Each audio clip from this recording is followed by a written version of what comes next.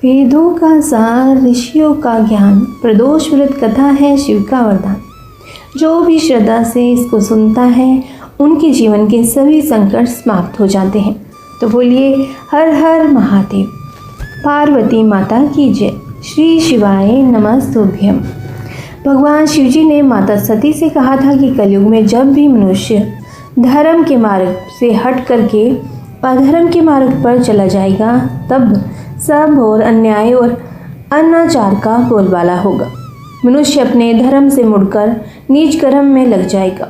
उस समय प्रदोष व्रत ऐसा व्रत होगा जो मनुष्य को शिवजी की कृपा का पात्र बनाएगा और नरक से निकाल करके शिवजी के धाम को ले जाएगा। तो आज गुरु प्रदोष का व्रत है और इसकी कथा को सुनने से न केवल समस्त पापों का सर्वनाश हो जाता है बल्कि पुण्य और मोक्ष की भी प्राप्ति होती है। इस व्रत को करने वाला, भगवान शिव की कथा को सुनने वाला व्यक्ति कभी किसी संकट में नहीं पड़ता। क्या आप लोग जानते हैं कि इंद्र जिस शिवलिंग की पूजा किया करता था वह पद्म राग मणि के शिवलिंग है। ऐसा शिव महापुराण में कहा गया।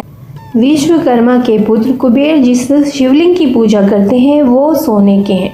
सोने के शिवलिंग बहुत ही प्रभावशाली होते हैं। जो लोग पीतल के शिवलिंग की पूजा करते हैं उससे वंश वृद्धि बढ़ती है। सांवले शिवलिंग की पूजा करने से कभी रोगी व्यक्ति नहीं होता, यानी कि रोग पास में नहीं आता और अकाल मृत्यु के भय से भी बचता है। जो सांवले रंग के शिवलिंग है वह अकाल मृत्यु से बचा ही लेते हैं। भगवान विष्णु वह इंद्र नीलमणि नाम का पत्थर है जिसकी वे पूजा करते थे। अश्विनी कुमार मिट्टी के शिवलिंग का पूजन करते हैं और माता लक्ष्मी स्फटिक के शिवलिंग पर पूजा करती हैं। लक्ष्मी माँ स्फटिक के शिवलिंग पर बड़े प्रभावी हैं, यानी कि उनसे ही माता लक्ष्मी की प्राप्ति होती है। स्फटिक का श्री यंत्र भी आता है। जो लोग मोती के शिवलिंग पर पूजन करते हैं, यानी कि मोती के शिवलिंग की पूजा करते हैं, उससे व्यक्ति बर्फ की तरह ठंडा हो जाता है, वो क्रोध को जीत लेता है। तो आइए श्रवण करते हैं पूर्ण श्रद्धा और प्रसन्न चित्त मन से गुरु प्रदोष व्रत की कथा। पौराणिक कथा के अनुसार नगर में एक ब्राह्मणी रहती थी। उसके पति का स्वर्गवास हो गया था। उसका कोई भी सहारा नहीं था, इसीलिए वह प्रातःकाल होते ही अपने पुत्र के साथ भीख मांगने निकल पड़ती थी। वह स्वयं का और अपने पुत्र का पेट पालती थी। एक दिन ब्राह्मणी जब घर लौट रही थी तो उसे एक लड़का घायल अवस्था में कराहता हुआ मिला। ब्राह्मणी दयावश उसे अपने घर ले आई। वह लड़का विदर्भ का राजकुमार था।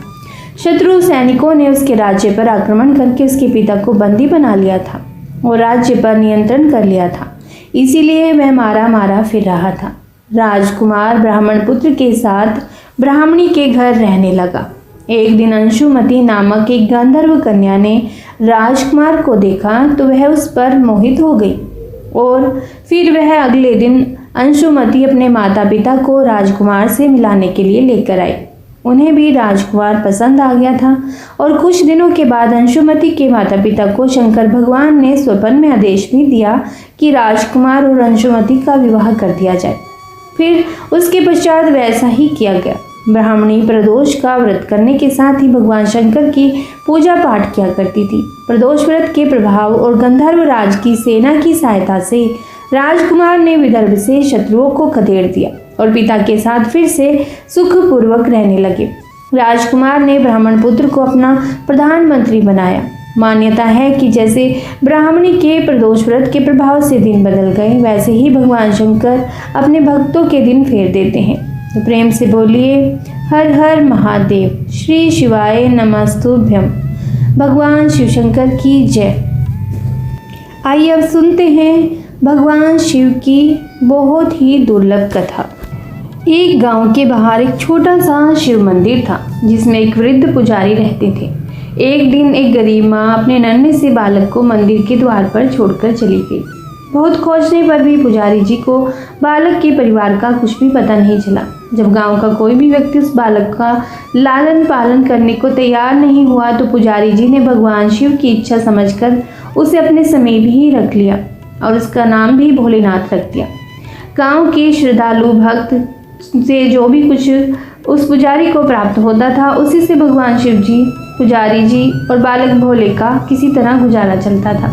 यदि किसी दिन कुछ कम पड़ जाता तो पुजारी जी बालक और भगवान को भोग लगाकर स्वयं गंगा जल पीकर रह जाते थे। धीरे धीरे भोला बड़ा होने लगा था और अब वह पुजारी के कामों में भी हाथ बटाने लगा था। वृद्ध पुजारी जी के थके हारे हाथों को कुछ आराम मिलने लगा, इसीलिए उन्होंने भोले को मंदिर की सफाई, भगवान शिव की पूजा, भोग लगाने और आरती करने की विधि अच्छी तरह समझा दी। अब वे स्वयं भगवान शिव के नाम जप और संकीर्तन में समय व्यतीत करने लगे। एक दिन भगवान शिव के मंगलकारी नाम शिव शिव का जप करते हुए उनके प्राण छूट गए और अब बालक भोला इस संसार में अकेला रह गया और इस संसार में भगवान शिव के सिवा उसका कोई और सहारा नहीं रहा। उसने पुजारी जी की यह 3 बातें कभी नहीं भूली कि भगवान भोलेनाथ शिव शंकर को ताजी गर्म रसोई का ही भोग लगाना, भगवान को भोग लगाए बिना स्वयं कुछ भी नहीं खाना, भगवान शिव पर विश्वास रखकर कभी भी किसी भी वस्तु का संग्रह नहीं करना, बासी भोजन का भी नहीं। यदि कोई भक्त पहले से बना भोजन या मिठाई मंदिर में दे जाता है तो बालक भोला उसे गरीबों में बांट देता। वह ताजी रसोई बनाकर ही भगवान का भोग लगाता, उसके बाद ही स्वयं प्रसाद ग्रहण करता था और यदि बचता तो उसे बांट देता था। यदि रसोई बनाने को सामग्री ना होती तो भोले बाबा और भोला भक्त दोनों गंगा जल पीकर ही रह जाते। एक बार बरसात का मौसम आया और 3-4 दिन तक बहुत भारी वर्षा होने से मंदिर में कोई भी भक्त नहीं आया। भोला अपने भोले बाबा को गंगा जल का ही भोग लगाता और उसे ही पी करके रह जाता। भोले बाबा बालक की भक्ति और सहन शक्ति की परीक्षा लेते रहे, किंतु अंत में अपने भक्त बालक को भूख से तड़पते देख उनसे रहा नहीं। वे सेठ के नौकर का रूप धरकर हाथ में भोजन सामग्री की पोटली लेकर वर्षा में भीगते हुए मंदिर के द्वार पर जा पहुंचे। उन्होंने आवाज लगाकर भोले को बुलाया और उसके हाथ में पोटली देते हुए बोले, सेठ जी ने यह सीधा भेजा है, इससे रसोई बनाओ, भोग लगाओ और स्वयं भी प्रसाद पाओ। मैं कल फिर आऊँगा। भोले भक्त ने उसे आशीर्वाद दिया और भोले भक्त ने सूखी गीली लकड़ियों के धुएं में गर्म रसोई बनाकर भोले बाबा को भोग लगाया।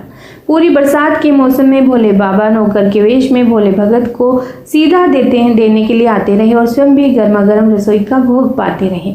एक दिन भोला भक्त सोच रहा था कि सेठ जी को सीधा भेजते हुए 4 महीने हो चले हैं, किंतु वे स्वयं कभी मंदिर में भोले बाबा के प्रसाद को ग्रहण करने नहीं आए, ना ही दर्शन करने आए। अगले दिन जब भोले बाबा नौकर के वेश में सीधे की पोटली देने आए तो भोला भक्त उनसे बोला कि भाई, तुम्हारे इतने धर्मात्मा सेठ जी हैं और कभी स्वयं मंदिर में प्रसाद लेने भी नहीं आते, इस कारण मेरा हृदय अत्यंत दुखी हो रहा है। उनसे कहना कि कल मैं भी मंदिर में प्रसाद ग्रहण करने के लिए अवश्य पधारे। भक्त की बात सुनकर नौकर बने भोले बाबा चौंक कर घबरा उठे और बोले, पुजारी जी, सेठ जी मेरे द्वारा आपको सीधा भेजते हैं, आप इससे भगवान को भी भोग लगा लेते हैं और स्वयं भी प्रसाद पाते हैं, फिर सेठ जी को बीच में बुलाने की क्या जरूरत है? जैसा चल रहा है वैसा ही चलने दीजिए। भोला बोला कि ऐसा कैसे चलने दे?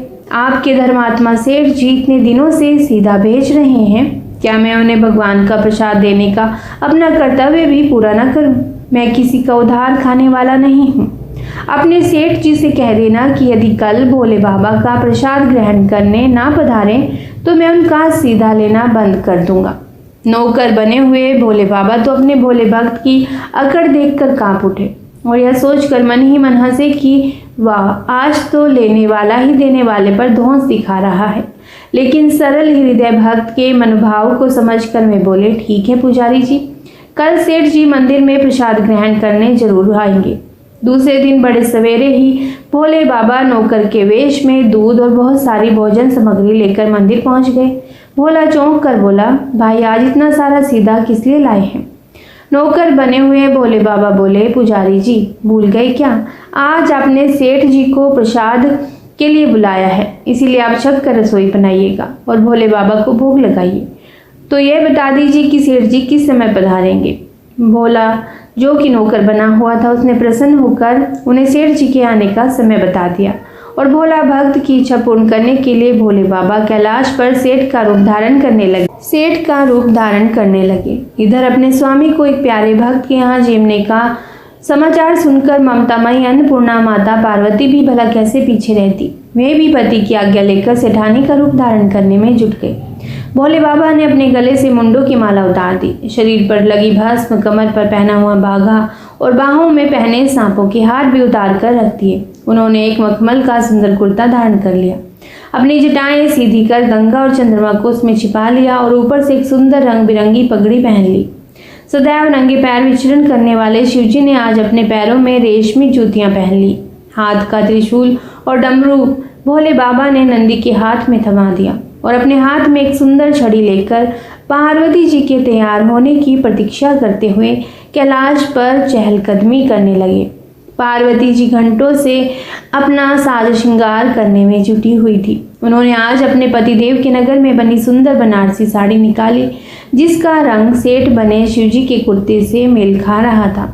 उन्होंने सोने, चांदी और हीरे के जगमगाते हुए आभूषण पहने, पैरों में सुंदर सुंदर जूतियां पहनी, बगल में सुंदर सा पर्स दबा लिया और भोले बाबा के बार बार आवाज लगाने के बाद श्रृंगार कक्ष से बाहर निकल आई। जब पार्वती जी और शिवजी ने एक दूसरे को सेठ सिठानी के वेश में देखा तो वे चकित होकर एक दूसरे को निहारते ही रह गए। दोनों एक दूसरे को देख देख कर निहाल हो रहे थे। इससे पहले उन्होंने कभी एक दूसरे का ऐसा सुंदर स्वरूप देखा ही ना हो, ऐसा लग रहा था। जब भगवान गौरीशंकर सेठ सेठानी का रूप धर कर कैलाश से अपने भक्त के यहाँ दावत उड़ाने के लिए चले तो गणेश, कार्तिकेय, नंदी, ऋषि, मुनि, देवता और देवंगनाएं भी उन्हें देखकर ठगे से रह गए। सेठ बने शिवजी अपने हाथ में ली हुई छड़ी को घुमाते हुए पृथ्वी पर टेकते हुए चल रहे थे और उनके पीछे पीछे बगल में माता पार्वती अपने जूतियों की टकटक और पायलों से छन छन की मधुर ध्वनि करती हुई सेठानी बनी हुई चल रही थी।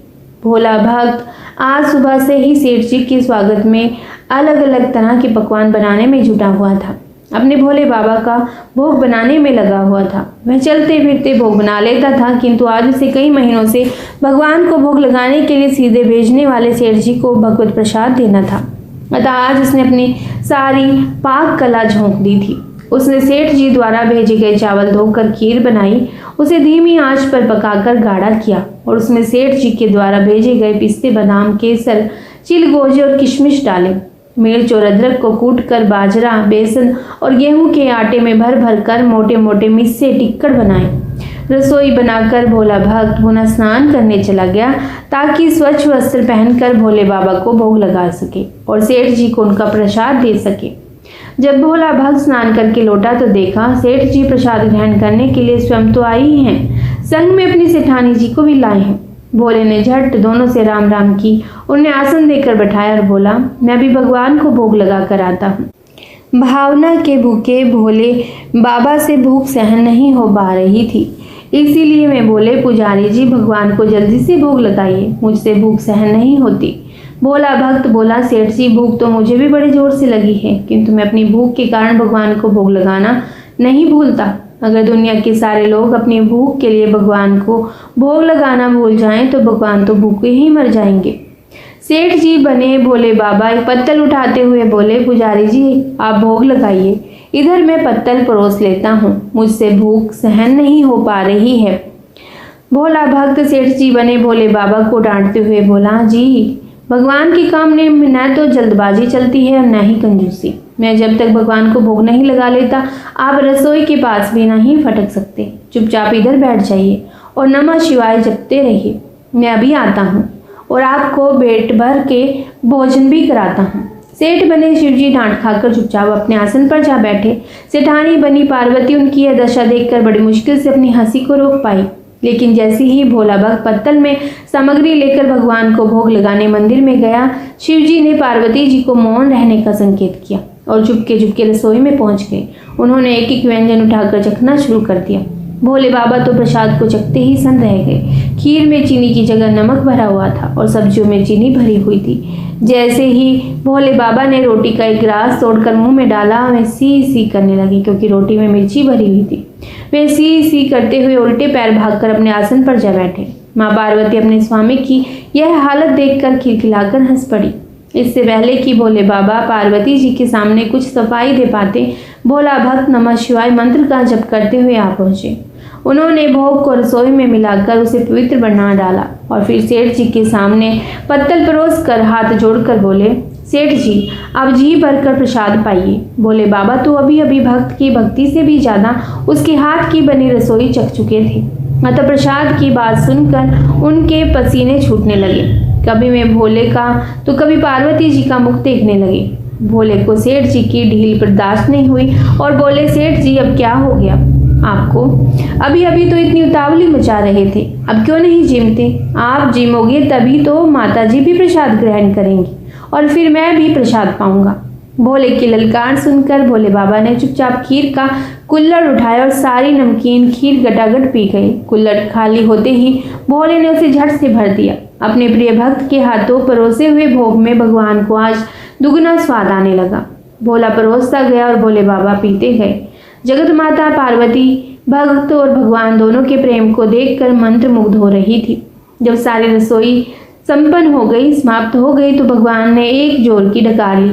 भोले को होश आया, वह बोला, वाह सेठ जी वाह, मैं ही बावला था जो इतनी थोड़ी सी रसोई बनाई। मुझे पता होता कि आपको प्रसाद ग्रहण करने का इतना शौक है तो और भी ज्यादा रसोई बनाता। भोले बाबा अपने पेट पर हाथ फेरते हुए सेठानी बनी पार्वती जी की और मुस्कुराकर देखते हुए बोले, पुजारी जी मैं इतना रोज कहाँ खाता हूँ, किंतु आज प्रसाद इतना स्वादिष्ट बना था कि अपने वश में ही नहीं रहा और खाता ही चला गया। किंतु तभी भोला भक्त रुआसा होकर बोला, सेठ जी वह तो आपने ठीक किया, लेकिन माता जी तो भूखी ही रह गई। ममता में पार्वती माँ से भोले का रुआसा मुख देखा नहीं गया। उन्होंने बची हुई खीर की 4 बूंदें अपने कंठ में टपका ली। भोले बाबा द्वारा भोग लगाने से प्रसाद में अद्भुत अलौकिक स्वाद भर गया था। ऐसी सुगंधित और मीठी खीर चखकर जगत जननी पार्वती तृप्त हो गई और उनके तृप्त होते ही सृष्टि का प्रत्येक प्राणी तृप्त हो गया। भोला भक्त बोला, सेठ जी आपने और माता जी ने प्रसाद ग्रहण कर लिया, इससे मुझे अत्यंत संतोष हुआ है। समझ लीजिए कि आप दोनों द्वारा प्रसाद ग्रहण करने से मेरा भी पेट भर गया। मेरी तो वैसे भी महीने में 4 एकादशी हो जाती है, किंतु मैं भी एक दाना ले ही लेता हूँ, जिससे कि भोले बाबा के प्रसाद का अनादर ना हो। यह कहकर जैसे ही भोले ने खीर के पात्र में लगा चावल का एक दाना उठाकर अपने कंठ में डाला, उसकी जन्म जन्मांतर की भूख प्यास मिट गई और समस्त वासनाओं और इच्छाओं की तृप्ति हो गई। उसके ज्ञान के नेत्र खुल गए। उसने देखा कि उसके सम्मुख त्रिलोकीनाथ भगवान शंकर और जगत जननी माता पार्वती आशीर्वाद की मुद्रा में मुस्कुराते हुए खड़ी है। भोला दौड़कर उनके चरणों में लौट पड़ा, लौटता ही गया और उन्हीं में समा गया। नमः शिवाय। नमः पार्वती पते हर हर महादेव। प्रभु शिव और माता पार्वती की कृपा आप सभी पर सदैव बनी रहे। आपके जीवन में मंगल ही मंगल हो। यदि यह कथा आपको अच्छी लगी हो तो इस वीडियो को लाइक और शेयर जरूर कीजिएगा। यदि आप चैनल पर पहली बार आए हैं तो चैनल को भी सब्सक्राइब करना मत भूलिएगा। जय श्री कृष्णा, राधे राधे। श्री शिवाय नमस्तुभ्यं।